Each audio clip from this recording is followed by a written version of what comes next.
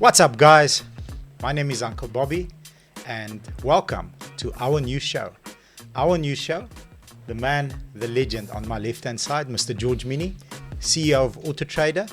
We have him rather sitting at my usual spot because of his big biceps. He came off flex today, and the only wide camera is in front of him, so we can get him in shot. So welcome. Thank you, Bobby. Really excited. Appreciate that. Legend number 2, actually. Legend number 1 sitting over here. No. This is the narrow angle camera, so I'm fine. You guys can see me. You guys can see Top G on my left, and we decided to make a brand new show. Don't know what we're going to call it yet. Yeah, we'll figure this out. We'll figure it out. We'll figure this out. So we're very excited to share. I'm very excited. I love sharing losses. Mr. George, to be as successful as he is, obviously had to go and undergo and live through some on his own. Perhaps he's kind enough, like he always is, to share some of the losses and the lessons that he took out from them, and talk industry. We are super excited. We are in an amazing industry. It's changed my life. It's changed so many people's lives, and it affects everybody in South Africa. Whether you own a car or aspire to own a car, this is the show for you. We're going to give you good, bad, and ugly, man. I'm freaking excited. I'm excited too. The automotive industry contributes, I would imagine, at least 20% to South Africa's GDP. Yeah. Now, some economist is going to come and say, that's a lot of crap. New car manufacturing on its own contributes about 6.5% of South Africa's GDP. But that's not taking into account the second-hand car industry. Every one of you guys as dealers sell 2 times more used cars than new cars in the country. Yeah. And that fluctuates between 1.2 to 2.2 times the sales of new cars. So if you take the second-hand car market into account, and you take all the other services to the second-hand car industry, like tires, shocks, exhausts, brake pads, all of those services to the second-hand car industry or even to the new car industry. So if you add up all of those additions to the automotive industry, I would imagine, I don't know this for a fact, I don't have any data to support it, and I like data. I would say 20% of our GDP is automotive industry, but the automotive industry doesn't get enough support. Yeah.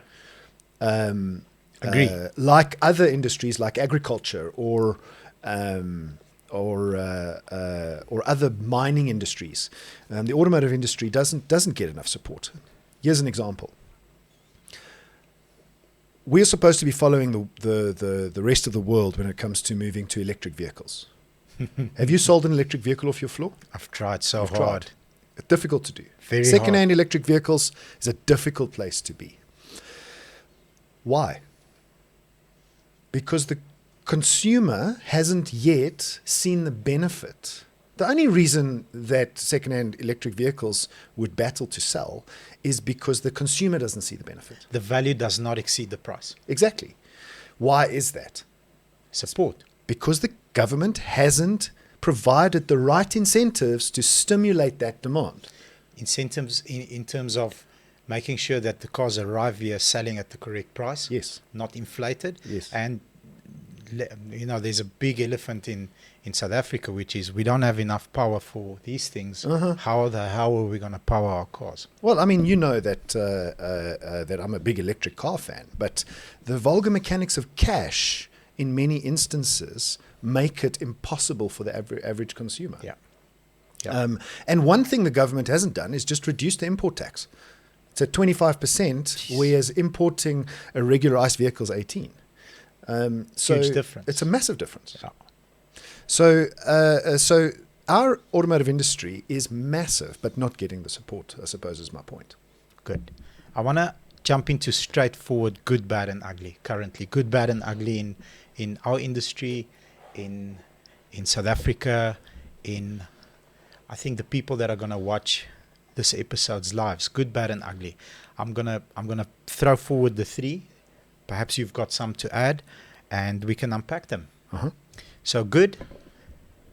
All the experts that I've spoken to in the last 2 weeks indicate that the interest rate is coming down. September is the due date for the first 0.25 point reduction, according to all the experts that I've spoken to. And it's multiple banks and multiple divisions in banks, so home, vehicle, and other experts. So that's good. How do you think will that affect consumer confidence, first of all, high level in the government, in the new coalition government, all these new nice things that they keep selling us? And we should be buying because we are in that environment now. And do you think that makes a small difference in people's lives? Or do you think, considering that 0.25 will affect your bond, your credit card, everything else, does that stimulate the consumer confidence in going into a mindset and a mentality of, cool, it's time to buy cars now? What is your opinion? So, Monetary Policy Committee decisions are usually late. Okay. So when you look at a Monetary Policy Committee decision to either increase or decrease interest rates, it's usually as a reaction to other metrics. Okay. So inflation starts rising. Right. So then the reaction by the MPC is to increase interest rates to curb spending. Yeah. So if we curb spending, inflation comes down. Okay. The thing about our inflation in the country, though, is it's been between 3 and 6% for a very long time. Yes. Okay. So do we have an inflation problem in the country? I don't know. So any interest rate reduction in a non-increasing inflationary environment will have a huge impact positively on the consumer, because if prices aren't rising and there's an interest rate reduction, effectively the cost to that consumer comes down. Yes. Whereas if you've got rising inflation and you've got a reduction in interest rate, which is counterintuitive, the one cancels each other out effectively, because inflation will cancel out the savings you get on the finance. Yeah. Anyway, so we don't have a high inflationary environment. We've got a flat inflationary environment. It's not low at 5.5% odd, Yeah. but it's also not high. So I think South Africa, by and large, is not bad when it comes to finance. We get our decisions right. I mean, we almost missed the 2008 financial crisis. Yeah. Because our Monetary Policy Committee, I think, is not too bad. I think they're one of the better ones. I agree. And according to the experts that I've spoken to, and according to Business News and most of the leading news providers, the prediction is that by mid-2025, the interest rate should go back to just post-COVID. So we're looking at under 9 for prime, or just over That is 9. brilliant. In this inflationary environment, If we can get it brilliant. there, amazing. I think that will stimulate the automotive industry more than we can imagine, because at the moment, as you know, car prices are, or should I say, retail inflation on used cars has come down.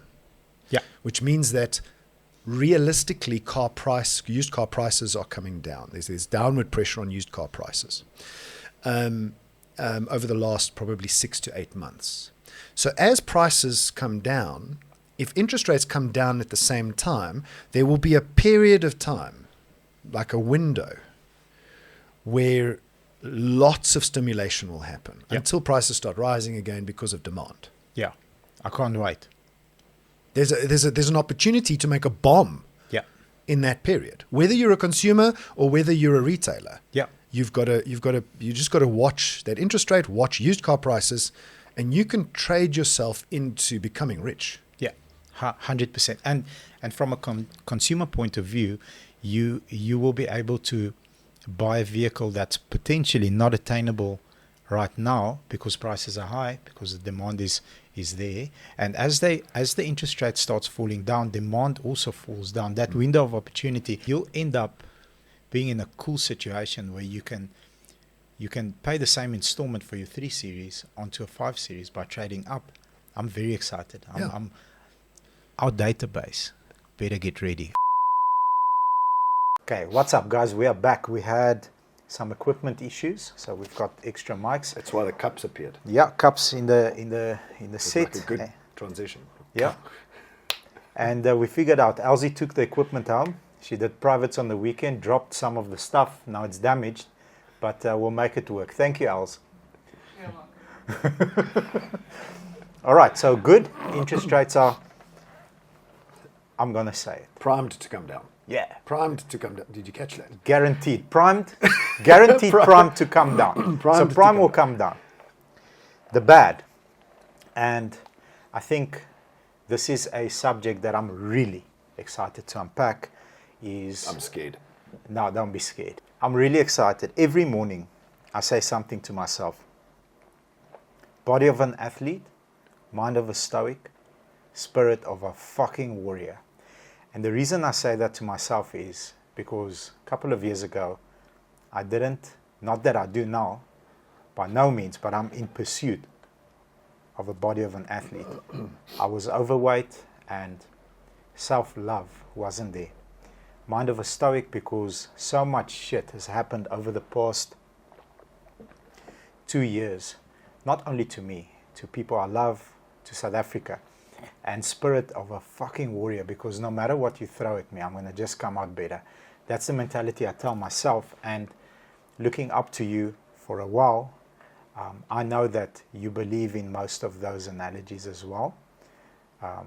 You look 19, 20 years old. Thank you. And you're in your mid-30s, so congratulations. Thank you. I don't know how you do it, but you do it. And in saying that, I want to unpack, first of all, what the fitness level that you've achieved means for the rest of your life, personal relationships, business, everything else, and would you be able to perform at the level that you currently perform if you're not in this condition? And I also want to bring up a new hobby that I'm going to go into, which is women boxing. So whoever's No, watching. I didn't expect that. So whoever's watching under 65 kgs, put Fast me in the forward. ring with a woman. I'll bliksem that chick hard. And you can bet on me, I won't lose you money, because that's apparently the new thing. What the fuck is going on, my friend? So let's start with health. How has, and I know in your personal life, Auto Trader, there's been turbulent times over the last years. How has the management of your body affected your mind and your ability to perform at the level that you do? I think, thank you for the compliment. You're Appreciate welcome. it. Well deserved. Thank you. I think firstly, I've always tried to be healthy. And when I say try, it's because it's a constant struggle. Yes, sir. It's a constant struggle. It doesn't matter what you think you're achieving. If you don't continue, it will go backwards faster than it can go forwards.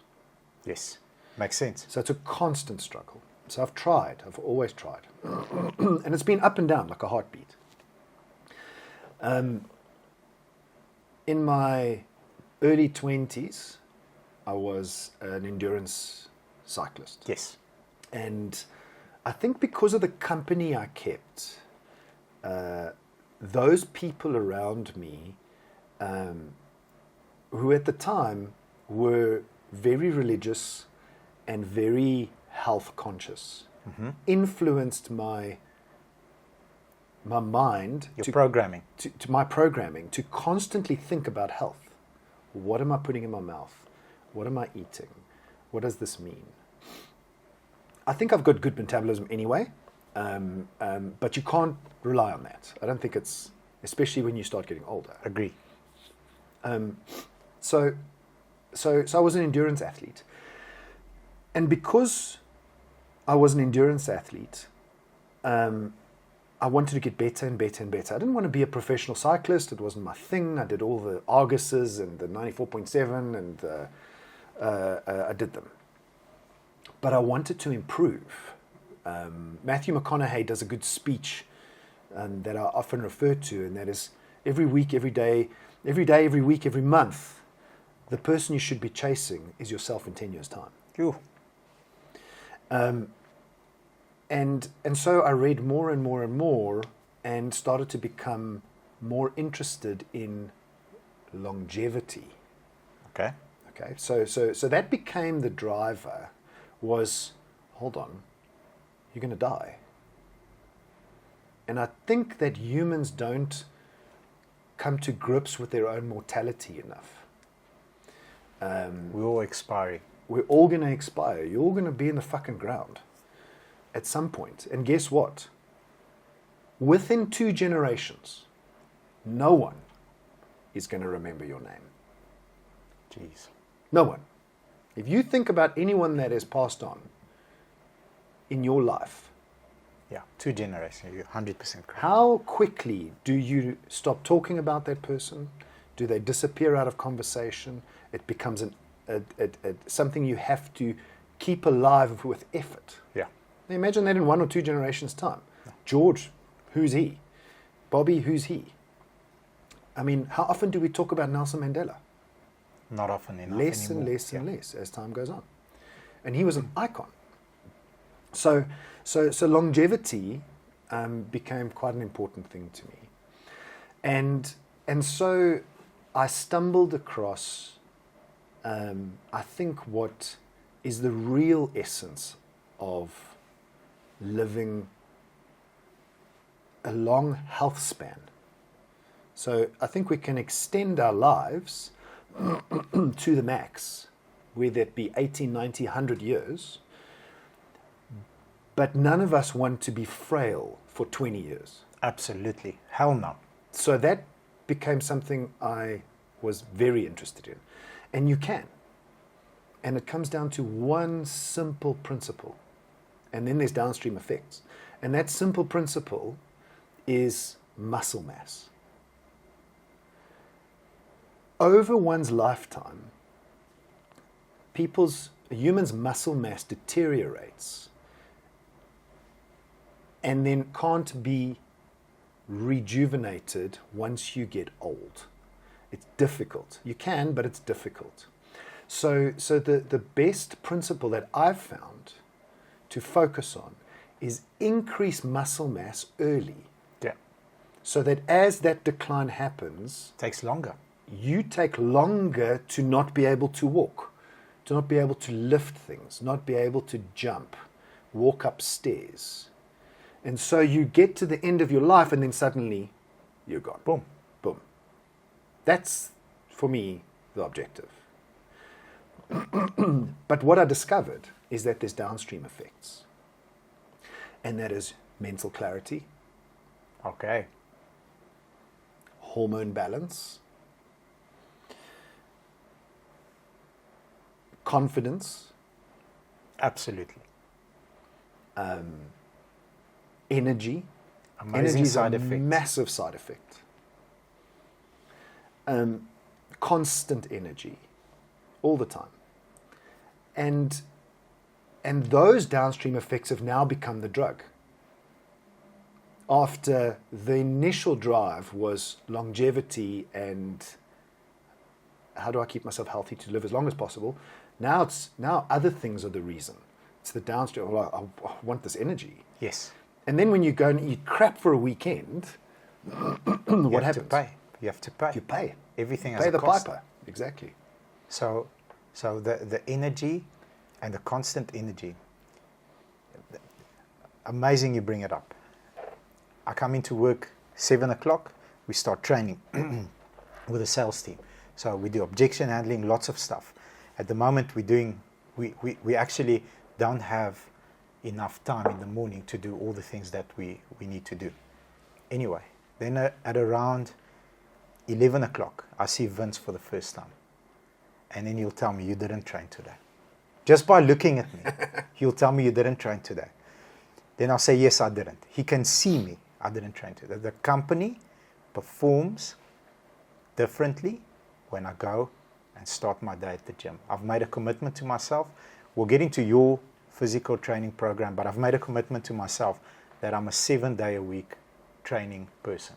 I don't take days off because the way I feel right now, I've got, what's the time? It's almost lunchtime. I've got more energy now Feels like 9 a.m. than I had this morning at 9 a.m. So the energy, it's a pyramid scheme. Vince always says that you have to go and give to get. So it's literally a pyramid scheme. It's changed my life. On the stoic mindset, I want to jump into that. So mind. Well, this helps with stoic mindset, Yes, right? it leads into it. Yes. But it has to, in my opinion, you cannot think yourself in a certain state. You have to act into a certain state. You know what? If you are 150 kilos and you don't have a medical condition, you can stand in front of the mirror as much as you like and say, I'm healthy. Doesn't make you healthy. Doesn't make you healthy. Doesn't make you healthy. Sorry, How's this joke? You okay? So we're not editing this out. So first you take the equipment home, you drop it, you break it. Then you come into the room with COVID or some other khoko that you've got that you're potentially going to give us else. What's going on? we can call it the Alzi show. The Elsie show, no problem. Okay, cool. You okay? All right, cool. So I agree with you. Standing in the mirror at 150 kilograms, talking to yourself and hoping you become healthy, and this, you're going to love this, is like taking out a lighter and pretending that you are a dragon. It's the same thing. Same thing. You're not a fucking dragon. You can't think yourself. So yes. You can't. Thinking is important because what you think about, you bring about. Yes. But the next part is the most important part, and that's the action. You have to do it. You have to do it. Like, you can't think yourself into fucking losing weight. You can't. You have to first of all. And another thing. So I went to an expert that helped me lose the weight. Then I followed him to the T. Then I went off the rails a little bit because I started listening to people that had results that I really wanted. But they didn't take the time and the care that the expert took to provide me with information that's suitable for me, because each body type is different. So once I went off the rails, I damaged myself. I damaged my elbows, my shoulders. But even though I was doing the things in the gym incorrectly, I was still training. So I'm ahead of everybody else that's not training. So doing something incorrectly in the gym is better than doing nothing. Once you figure out, okay, but I'm starting to get hurt, you go and seek information, you correct, and then you do it the proper way. But you can't think yourself into a healthy body. You have to act. I've seen so many. I mean, I changed gyms because I've seen so many people go into the gym and they stand there. And I'm waiting to use that machine. I think to myself, you just get off your phone and do some bloody work. Yeah. Why are you here? Why are you here? And standing around in the gym is as bad as looking in the mirror trying to think yourself into a better body. 100%. 100%. Now, I want to jump into the mind of a Stoic. We, off camera, discussed a book that Vince recommended to me and to you. You finished the book. It's the book that I didn't finish. I went 40%, but you have an amazing analogy. And I think this is so applicable to everybody. It's so freaking good. Please share. Please share on camera the mouse and the snake analogy. Oh, okay. I thought that this analogy was applicable in so many different scenarios in life that it can't be ignored. The first thing is, snakes eat rats, right? So in the mind of the snake, is the snake evil? Okay, that's question one. So I think no. No. Because the snake is just being a snake. Snake's just being a snake. That's how snakes do. In the mind of the rat, is the snake evil? Yes. Yes. Okay. So that scenario is victim, snake. Yes. Okay. So can we extend that argument to say, in the mind of the victim, the snake is always evil? But is the snake evil? No. When does the snake become evil? So, and off camera I said never, but there is an instance where the snake actually becomes evil. Which is when the snake enjoys the torture of the rat. That's when the snake becomes evil. Agree. But That in any lands. other scenario, the snake's just doing what the snake does. That lands because, for me, the last 18 months have been really, really hard on our business. And hard from this point of view. 10 interest rate hikes in a row stun your growth. We were on a trajectory as a company. So if you look at a graph, we were this. Full throttle up only. And that's what we were used to, because for a minute, for 18 months, we enjoyed very low interest rates. Yeah. So the moment... The post word that- Post-COVID. yes, Yeah, the post-COVID opportunity you've capitalized on. By the way, good time to reveal who brought and introduced COVID to South Africa. We did. I don't know if you remember, you invited me to join you for NADA. We patient number 0. Yeah, so NADA in the States, we go have a jaw. Vegas, freaking, that place is fucked. I don't know how to... It's Yeah, another planet. yeah, Vegas is not real. It's not real. But anyway, on our way back, we land at Heathrow in the UK. And I say to my wife, why are all these Asian dudes wearing masks? What the fuck is going on? She says, I don't know. Maybe they've got a virus. Maybe they're sick. I'm like, maybe. What about this COVID thing? It's in China. These Asian guys are probably traveling from China, passing through Heathrow. I'm like, no, we'll be fine. Then we land in South Africa, and 2 or 3 days later, I am literally dead. And I phone you, and you also dead.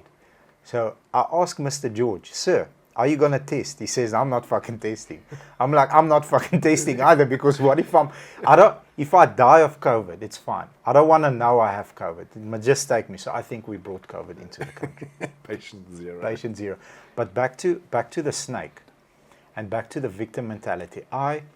So in the rising interest rate environment that you just touched on, right? I'm the rat.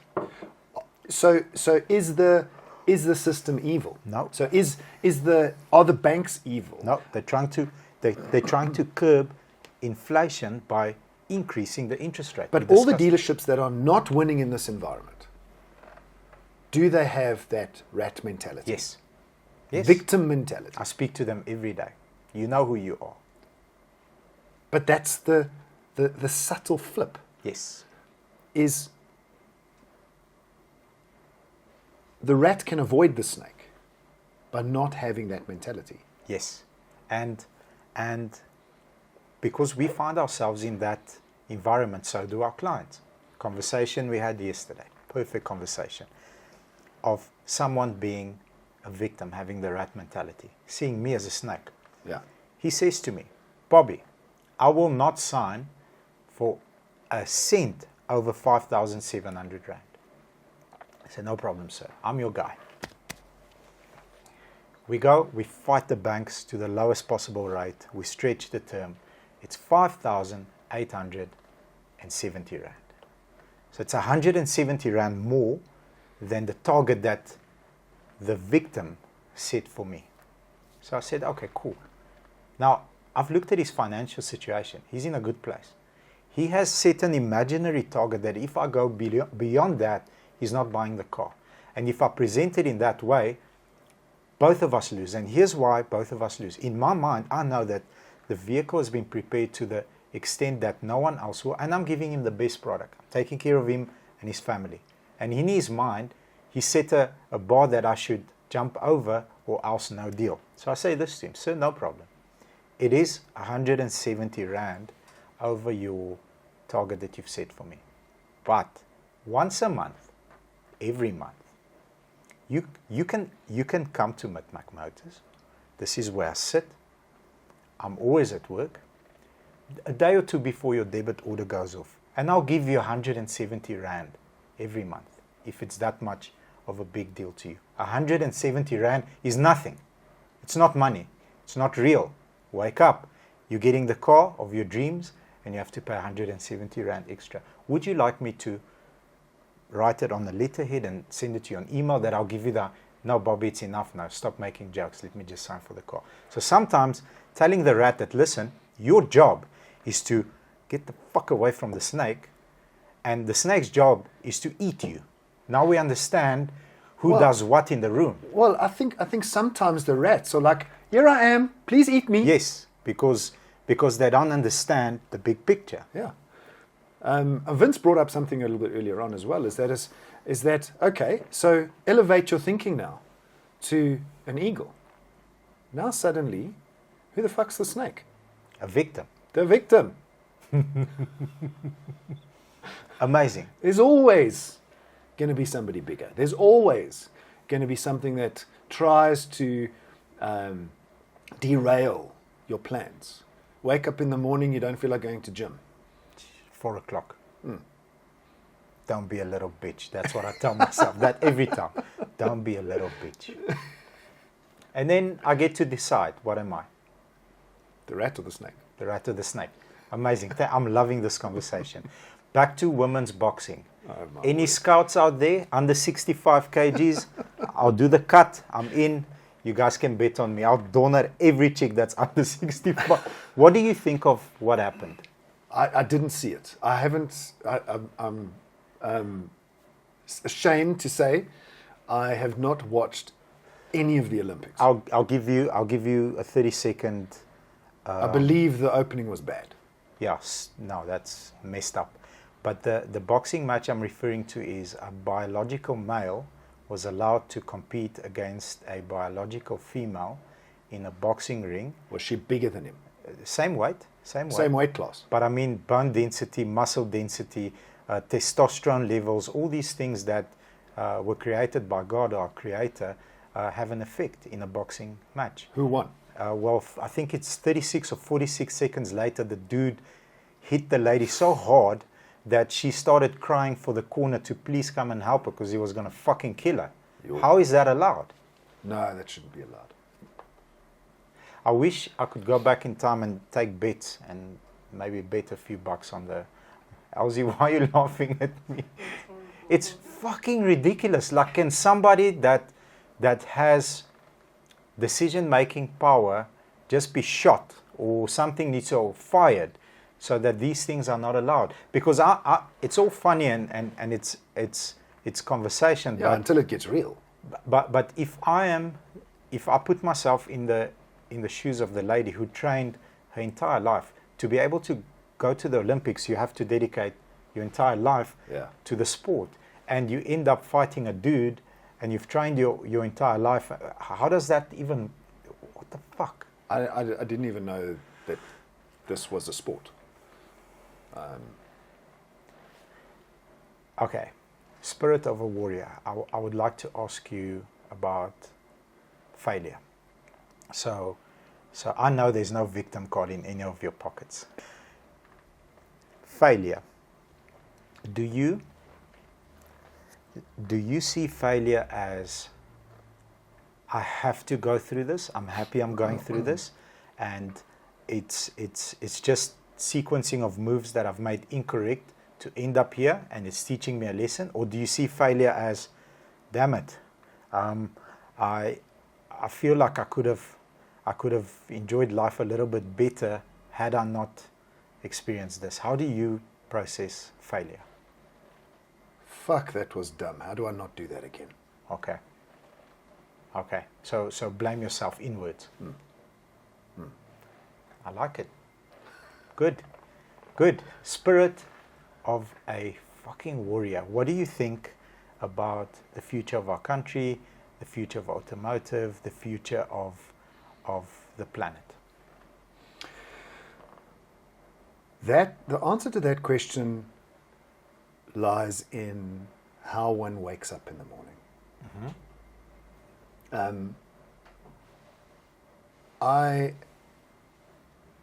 have come across people, they'll wake up in the morning and they might make jokes about it. They're grumpy until they have their first cup of coffee. So the coffee controls you in the morning? Yes. Basically, okay. Yeah, exactly.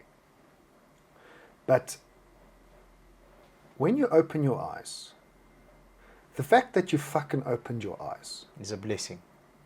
is a blessing. Okay. Because you're alive.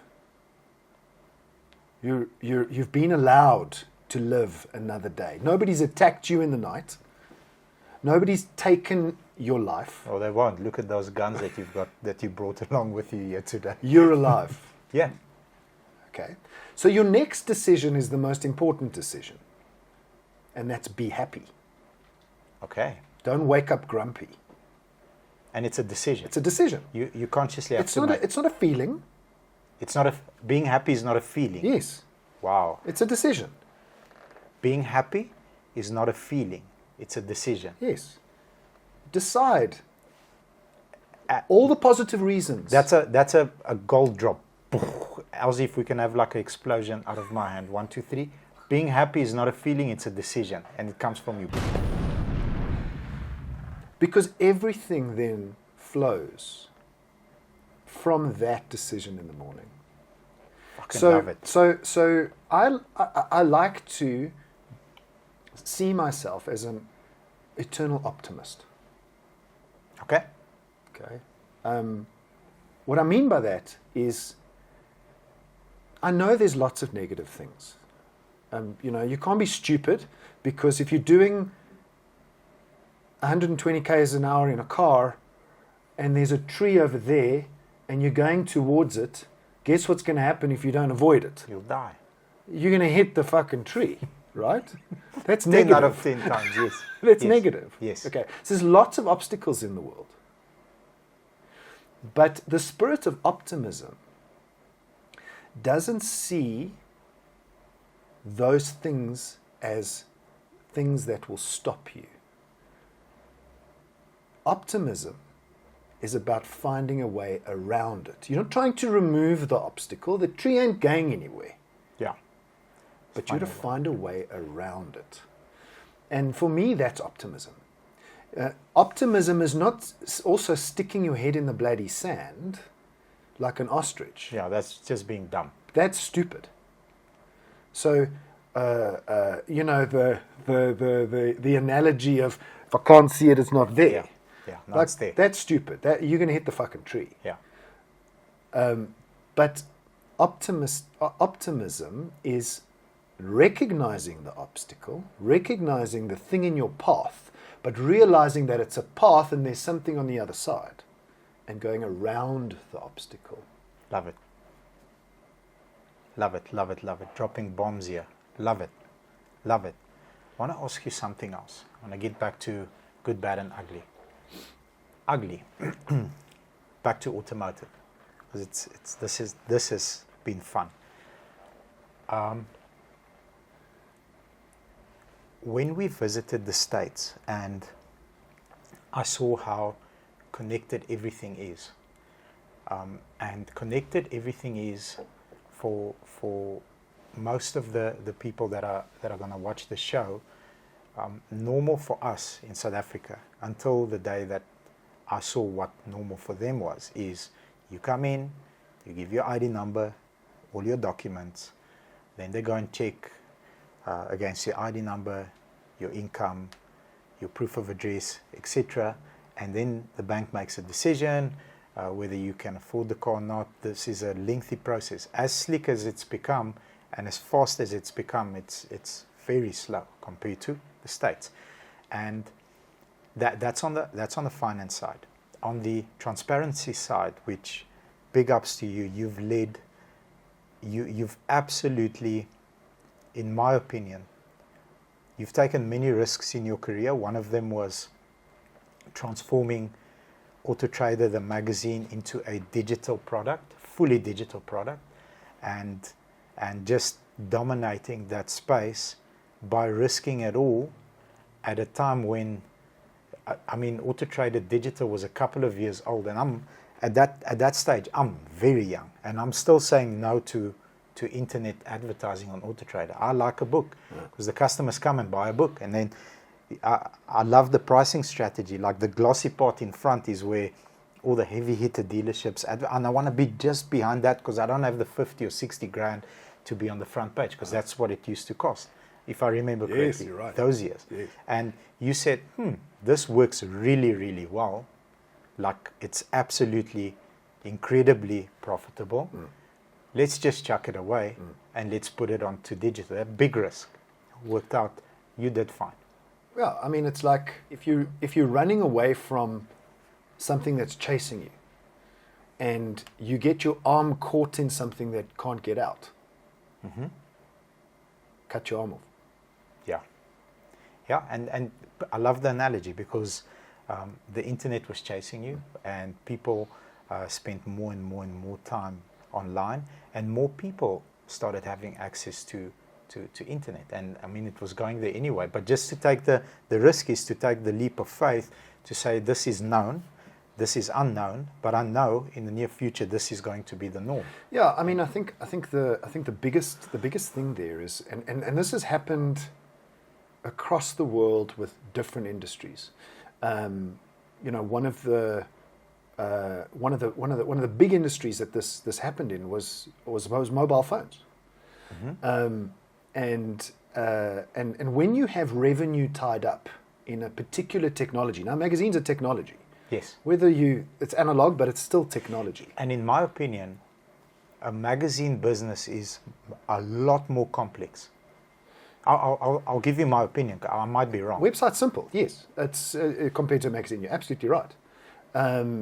We in those days would publish and sell 100,000 magazines once a week.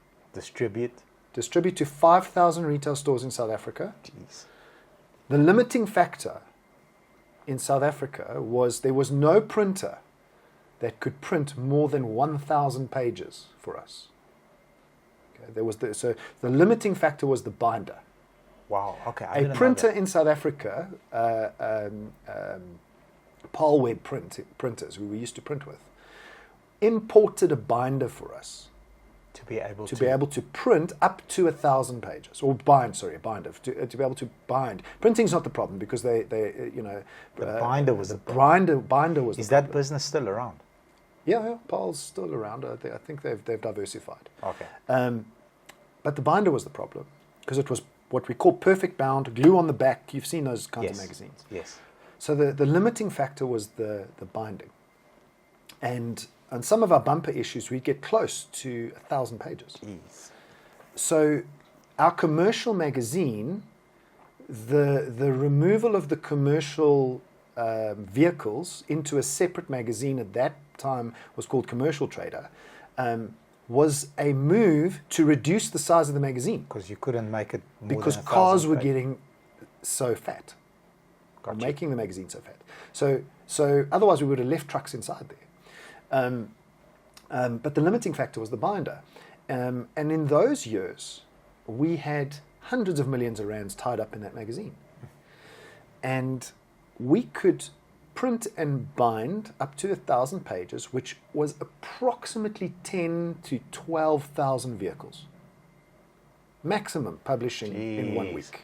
I checked this morning, 82,000 some change vehicles advertised on Auto Trader this morning. Exactly. Wow. So the problem was the revenue tied up in the magazine, where the internet was in its infancy, and how do you move that much revenue from one technology to another without losing revenue or profitability? When a startup can come into the market on the new technology and dominate you and eat your lunch, because they don't have the costs of producing this monster. That's a real race. It's a real race. Took us 10 years to do. 10 years. Amazing. But we did it. But it's happened in many, many industries. And the next risk that I think was even bigger than this one, because now looking at the industry, looking at competitors, you went and decided that consumers need to be aware on how a vehicle is priced. So it's either highly priced, fairly priced, or low price.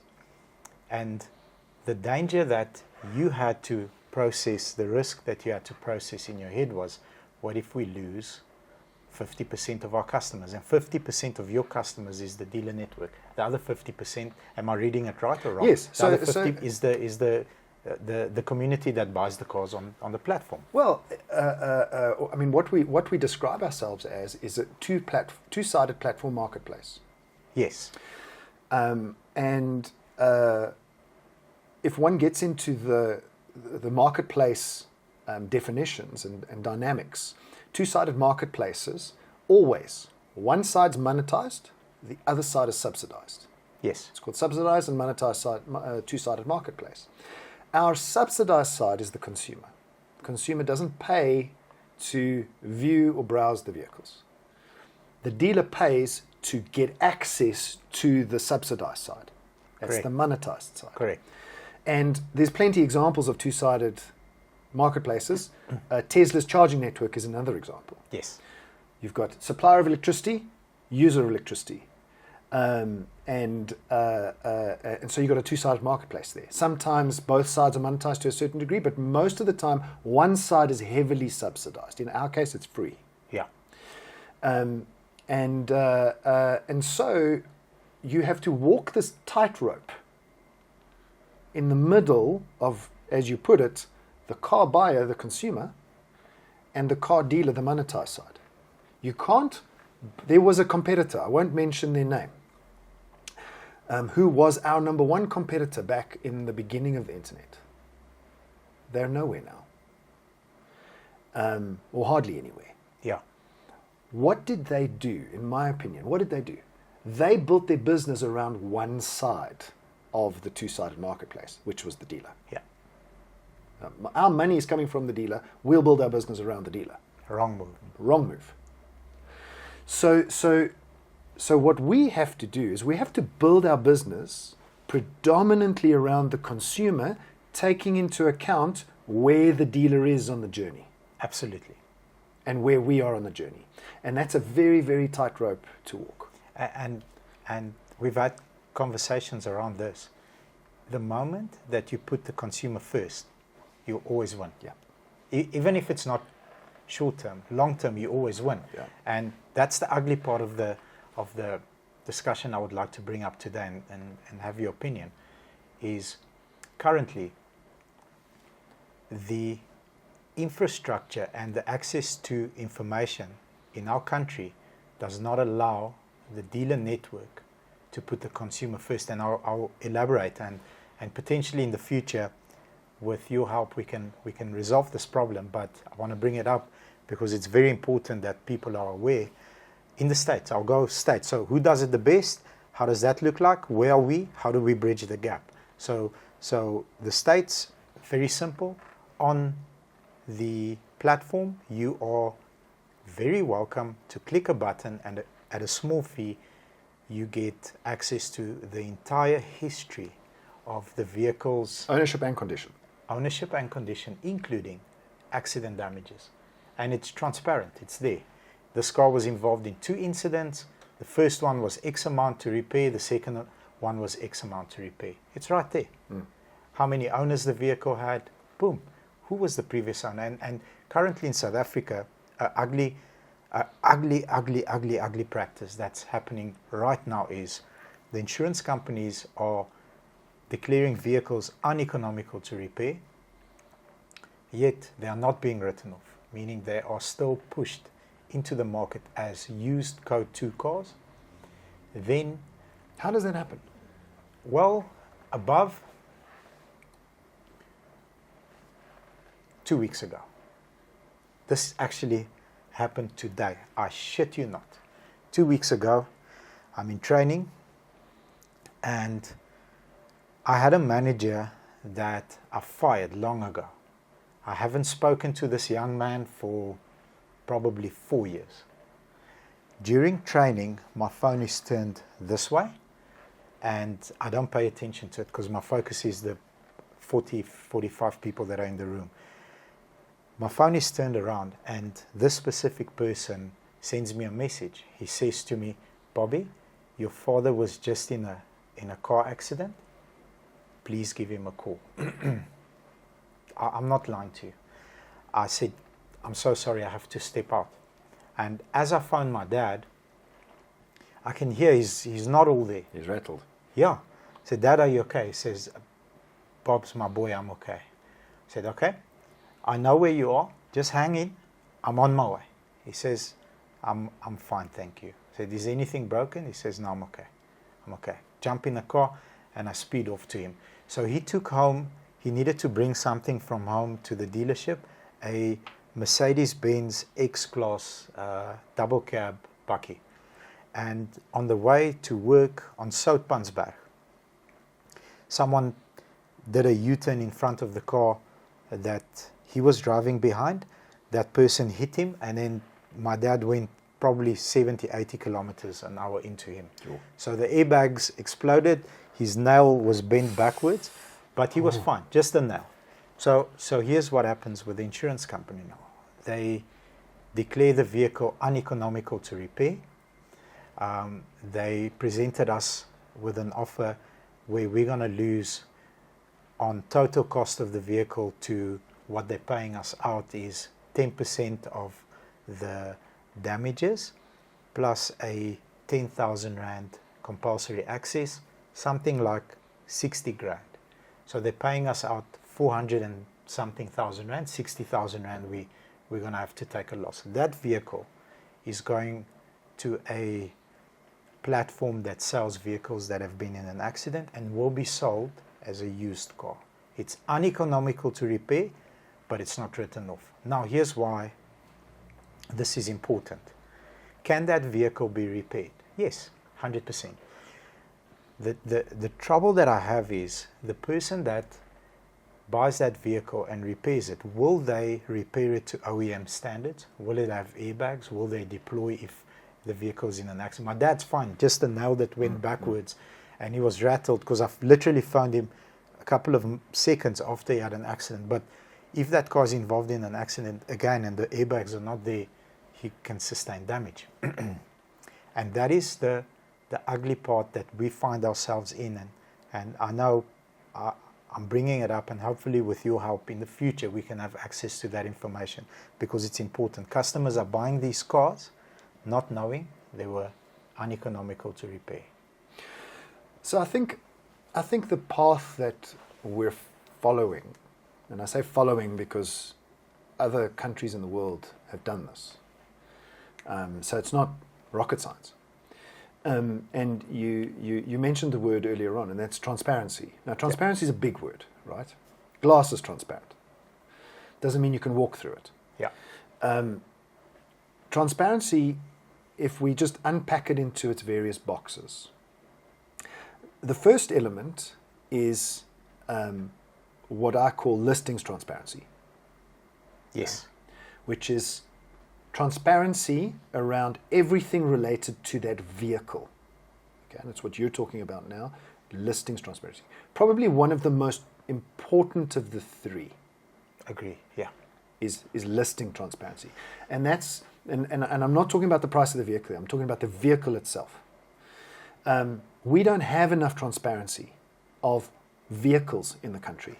We don't have enough transparency around police interest. We don't have enough transparency around accident history, whether it's been written off. And it's not about whether it's right or wrong. Transparency. It's just about transparency. And the consumer knowing. 100%. Just knowing, that's all. Just knowing. Because then the consumer can take an informed decision around that listing. So I think that's one of the important parts of the Holy Trinity of transparency. The second part is pricing transparency. Now, Auto Trader has solved for pricing transparency. Beautiful. And we will go further to solve for pricing transparency. There's a couple of things that we'll do in the future to make it even better. But it's important that the consumer knows that they're getting value for money. Now, I don't want any consumer to look on Auto Trader's platform and think that a vehicle priced high is a bad thing. It's not necessarily. As long as the dealer's transparent about that vehicle being priced high and can justify the high price, that's transparency. Yeah. High priced isn't a bad thing. We on that note, we sold a Land Cruiser pickup single cab for almost 200,000 over retail, and in the space of, we did a cool advert with I dressed like a legit Land Cruiser owner, I saw cocky, that. with a bottle of It was a clip drift, no? Richelieu. Yeah, So Richelieu. strong, rope has to hold it together, my friend. One bottle, 17 fights. I know. And the reason why we sold it so quickly, we had 5-6 applications, and I ended up having large, scary Afrikaans males fluking me in Afrikaans because ek het jou gesê boetie, ek soek daai fucking ding. Hoekom uit? And the reason why it sold is because we could justify why the price was there. It was high demand, low supply, Lots of extras, high price. Nothing wrong with that. Yes. Okay? You're transparent. So pricing transparency is the third leg of the Holy Trinity of transparency. Low price. Why is the car priced low? Maybe the mileage is Very high. Maybe It's had a ding. Maybe it's had a ding. Maybe it's uneconomical to repair. But that's fine. If the consumer wants to buy that car, Fine. buy the car. It's low priced. But But I think the high price gets the bad rap, you see. Yes. People don't pick on the low price. But the low price is the opposite example. It's just a transparent world. Yeah, That's all. yeah. So I really hope in the very near future, because all the systems exist. Yes. They just don't talk to each other. The third leg of transparency is then dealership transparency. And Auto Trader is also going down this road with our customers. And that is helping the dealer to become more and more transparent around their dealership brand and their reputation. Yeah. Because good reputations will sell good cars. Bad reputations can improve. Yeah. But as long as you know, and as a consumer, if you're buying from a reputable dealer, you'll know. You'll immediately know. Yeah. I mean, already you can know. You can go onto Hello Peter, you can go onto Facebook, you can go onto Google reviews, go and see but it's a mission. You've got to jump between platforms. So for me, if those three things are solved, then I think we've hit transparency on the head. And I think if anyone can do it, you can. My money is on you, sir. I'm hoping. And I hope your money is on me for the women's under 65 kilogram boxing match. But jokes aside, like, so needed. So needed. Transparency in our automotive industry is vital. It's vital for the next step in our economy. I've really enjoyed this. So far. I want to say thank you for the people that watched, and please give us suggestions on what we should call the show. That's a good idea. Yeah. I was like the Herbie Show or something, but Maybe some suggestions from our viewers. That would be awesome. What should we call the show? And if you enjoyed it, comment at the bottom so that we can do more. If you guys like this type of content, real, uncensored, sort of not unplanned in a bad way. We had a guideline on topics that we wanted to touch on, but free. yeah. It wasn't winged, but it wasn't scripted. Yeah. Please, thank you very much for watching. Hit us with a comment with a potential name, and we'll see you soon. Thank you, Bobs. Boom.